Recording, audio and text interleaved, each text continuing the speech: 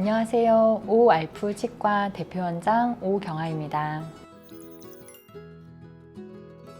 먼저 충치를 생각해 봐야 돼요. 충은 벌레충이고요. 치는 치아잖아요. 그거를 풀이하면은 벌레 먹은 치아구나 라고 알 수 있고, 영어로는 캐리어스, 디케이, 캐버티 그러거든요. 뜻은 어떤 구조가 붕괴되어 있다라는 거를 의미를 해요. 세균에 의해서 치아의 구조가 붕괴되어 있는 것을 충치라고 생각할 수 있겠죠.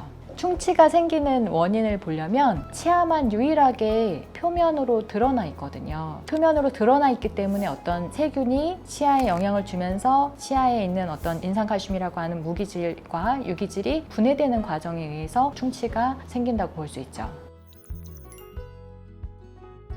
일단 충치의 단계를 보려면 치아가 어떤 구조로 있는지를 보는 게 먼저인 것 같아요. 그래서 제가 치아를 한번 그려보면 치아에 머리가 있고 뿌리가 있어요.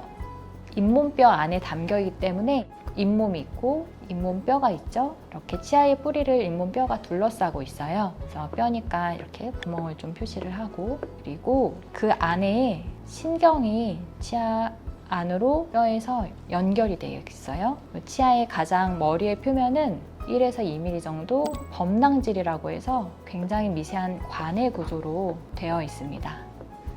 충치는 치아의 위치와 충치의 크기로 나눠볼 수 있을 것 같아요. 충치가 치아의 씹는 부분에 생기면 교환면 충치라고 그러고, 치아와 치아가 붙어있는 인접면에 생겼을 때는 인접면 충치라고 얘기를 해요. 가로지르는 치아의 옆면에 생겼을 때는 치경보우식이라고 하는데, 보통 가장 작은 표면에서 충치가 생겨서 몸통 쪽으로 갈수록 점점 부위가 커져갑니다. 인접면 충치도 처음에 부위는 작지만 점점 안으로 썩어 들어가면 삼각형의 구조로 충치가 진행이 돼요. 이 충치가 점점 커져서 신경까지 가까워지면, 그러면 굉장히 아픈 통증을 유발하기 때문에 신경치료를 해야 될 수도 있습니다.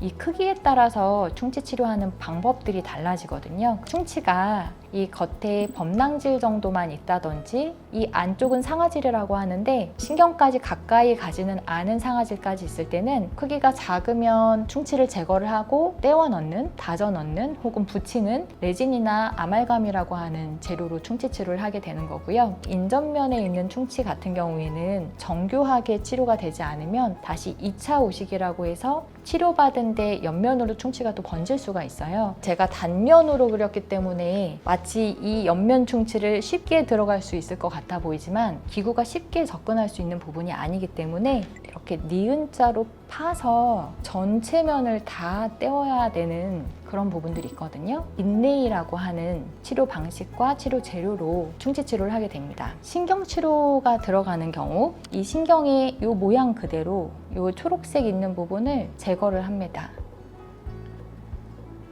이런 식으로 남아있는 부분이 치아가 없게 되고 이 부분이 빈 공간으로 차게 되는 거거든요. 세균이 다시 번식하지 않도록 신경치료 재료를 채워 넣습니다. 이 부분에 파란색 부분으로 이렇게 채워 넣게 돼요. 그렇게 되면은 이 부위가 빈 공간으로 남잖아요. 치아가 약해질 수 있기 때문에 치아를 보강할 수 있는 재료를 또 채워 넣고, 그 다음에 신경치료를 했으면 이제 이 위에 또 치아가 이렇게 있을 거 아니에요. 씹는 힘을 받는 부분에 있어서 이 안에 구조물이 없으면 씹는 부분의 힘에 의해서 이 치아가 쪼개질 수 있는 힘을 받게 되거든요. 치아를 겉에서 또 깎아줍니다. 이렇게 이제 크라운이라고 하는 쪼개지는 힘을 상쇄시키기 위해서 모자를 씌워주는 것처럼 크라운이라고 하는 치료를 들어가는데, 깎아난 만큼 다시 크라운 재료가 들어갈 수 있게 해서 거의 대부분은 크라운으로 마무리를 한다라고 보시면 됩니다.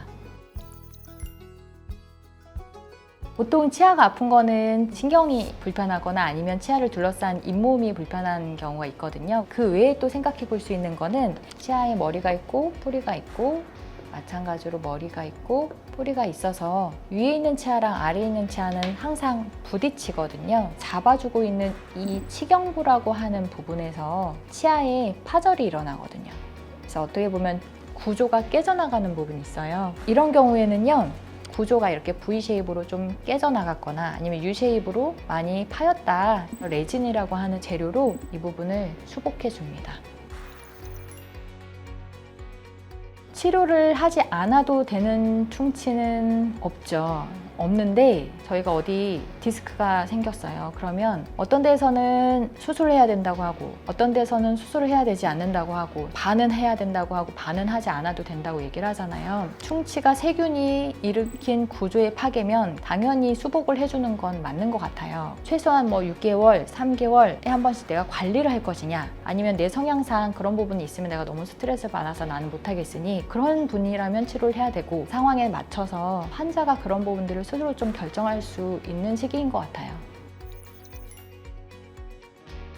의사 선생님의 경험인 것 같습니다. 저희가 충치를 뭐 C1 캐리어스, C2 캐리어스 그런 식으로 치아의 크기, 범낭질에만 있는 충치, 상아질까지 진행된 충치를 분류를 하거든요. 어떤 원장님들은 범낭질에 있는 충치여도 충치를 다 치료를 해야 된다라고 보시는 분이 계시고, 어떤 원장님은 상아질까지 진행을 했어도 내가 지금까지 경험했던 환자들을 봤을 때 이 정도의 환자의 치아의 물성에 관리하는 능력이면 충치 치료를 해도 될 것이다, 아닐 것이다, 의사 선생님들의 경험이지 않을까라는 생각이 들어요. 과잉 진료에 있어서는 지금 시대는 환자분이 자기 몸에 대한 결정을 하는데 자기 주장을 하는 것도 나쁘지는 않다라고 보는 의미에서 최소한 한두 군데 정도의 병원을 비교하고 선택하는 것도 나쁘지 않다라고 생각을 합니다. 비교를 하는 부분에 있어서 가격이 싸고 적고 이런 부분들을 의미를 하는 게 아니라, 상담을 하다 보면 이 의사 선생님들은 내 얘기를 어느 정도 들어주는구나, 말하는 태도 아니면은 또 병원의 분위기 이런 부분들을 보고 내가 내 몸을 믿고 맡길 수 있는지,